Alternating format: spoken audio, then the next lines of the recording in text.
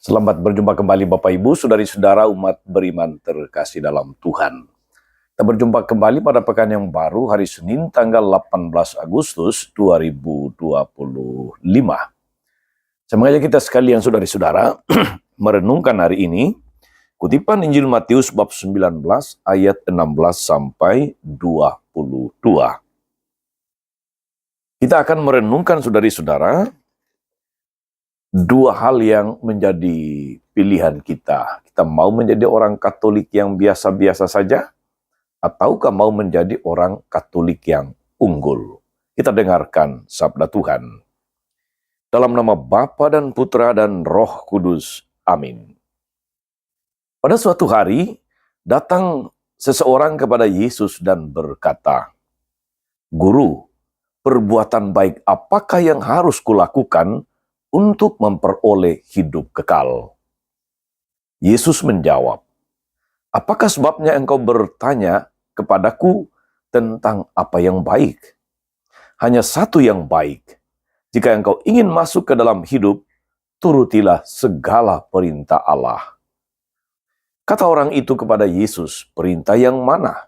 Kata Yesus, "Jangan membunuh, jangan berzina, jangan mencuri, jangan mengucapkan saksi dusta, hormati ayah ibumu, dan kasihilah sesamamu manusia seperti dirimu sendiri." Kata orang muda itu, "Semuanya itu telah kuturuti, apalagi yang masih kurang?" Lalu Yesus berkata, "Jika engkau hendak sempurna, pergilah, jualah segala milikmu, dan berikanlah itu kepada orang-orang miskin. Maka engkau akan memperoleh harta di sorga. Kemudian datanglah kemari dan ikutilah aku." Ketika mendengar perkataan itu, pergilah orang muda itu dengan sedih, sebab hartanya banyak. Demikianlah sabda Tuhan. Bapak Ibu saudari-saudara umat beriman terkasih dalam Tuhan.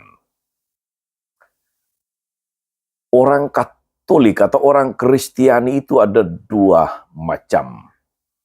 Orang Kristiani atau orang Kristen yang biasa-biasa saja, dan yang kedua orang Kristen yang unggul. Santo Ignatius Loyola, dia membedakan antara dua macam orang Kristen itu. Pertama, orang Kristen yang biasa-biasa saja, yaitu mereka yang senang menjadi Kristen, cepat berpuas diri, hidup dengan benar tanpa berbuat dosa dan tanpa melanggar perintah Tuhan. Itu seperti anak muda dalam Injil tadi. Dan yang kedua, saudara-saudari, adalah orang Kristen yang unggul. Orang Kristen yang unggul adalah mereka yang tidak sekedar menjadi orang Kristen, tidak sekedar tidak melanggar perintah Tuhan, tetapi mengikuti Yesus secara lebih radikal. Hidup miskin seperti Yesus, tidak takut dihina atau dianggap bodoh oleh dunia. Dan seperti Yesus lebih dahulu lakukan, itulah yang mereka lakukan. Saudari dan saudara umat beriman terkasih, anak muda itu mendekati Yesus.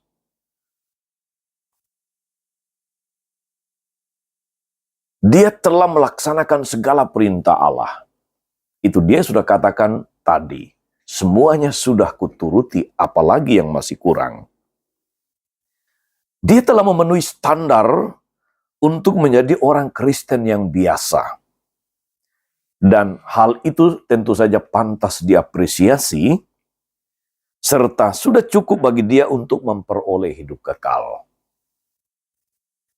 Namun, Yesus menantang anak muda itu. Karena dia bertanya, apalagi yang masih kurang, Yesus mengajak dia untuk bertolak ke tempat yang lebih dalam. Maka jika engkau ingin sempurna,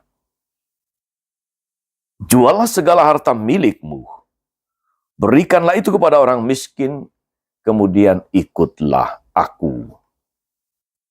Saudari dan saudara terkasih, kalau anak muda itu ingin menjadi orang Kristen yang unggul, dalam arti menjadi orang Kristen sejati, orang Kristen yang sempurna, maka dia harus berani mengosongkan diri, berani menjadi miskin di hadapan Tuhan, dan seluruh apa yang dia miliki dijadikan sebagai saluran berkat Tuhan bagi banyak orang.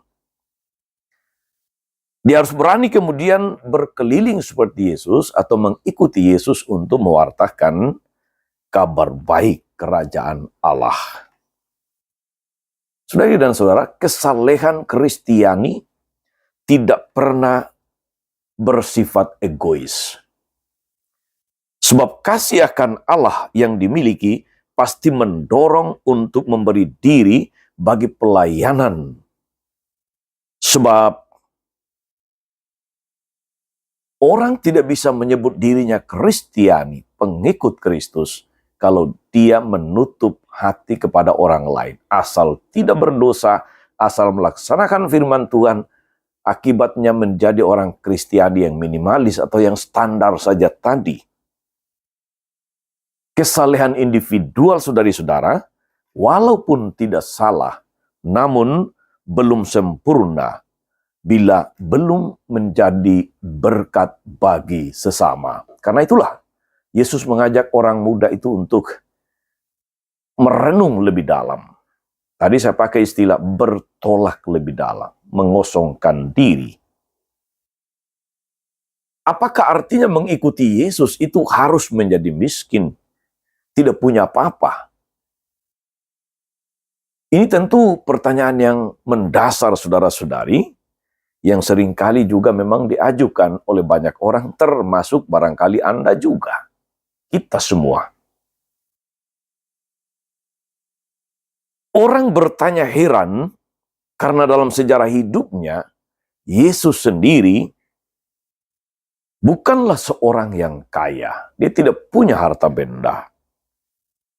Dia bukan seorang pengusaha, dia bukan seorang pedagang. Dia bukan seorang pejabat. Kata orang, justru selama mengajar dari desa ke desa, dari kota ke kota, Yesus itu suka meminjam dari orang-orang. Bayangkan saudara-saudari, dia pinjam perahunya Petrus untuk mengajar. Dia pinjam ikan dan roti dari seorang anak kecil untuk kemudian menggandakannya dan memberi makan 5.000 orang. Dia meminjam sinagoga untuk mengajar. Dia meminjam keledai untuk masuk ke Yerusalem. Dia meminjam rumah orang untuk makan bersama, termasuk perjamuan terakhir para muridnya. Dan pada akhir hidupnya, saudara-saudari, kita tahu, dia dikuburkan pada kubur pinjaman. Yesus praktis tidak punya apa-apa. Ia hidup di dalam pengembaraan yang mengandalkan kebaikan hati banyak orang, dan dia tahu setiap orang yang ia jumpai sudah dikaruniai sebuah hati yang rela memberi, yang rela berbagi, yang rela peduli, yang rela berbela rasa. Maka tawaran yang diberikan Yesus kepada setiap orang yang dia jumpai adalah perhatian dan sapaan penuh kasih yang membuat orang kemudian menyadari bahwa dia sungguh berarti, datangannya sungguh berharga.